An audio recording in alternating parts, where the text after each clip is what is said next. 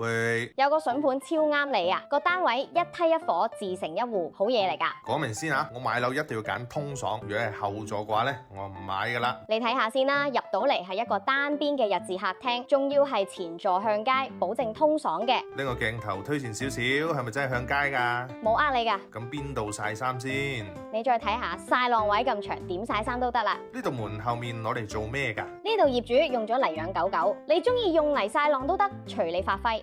咁啲房呢？唔使急，等我上去樓上睇下房間先。呢間房過百尺，仲要係單邊。再睇埋另一間房，一樣都係前座向街，咁成間屋咪形成咗前後對流咯。睇上去又幾通爽嘅，如果有個可以俾我放空下嘅地方，咁就 very good 啦。等我一陣先，呢個天台點睇呢？勁通風，仲可以喺度種小植物。收工喺度超下真係冇得頂啦。間房都咁大，咁啊廁所一定好細啦。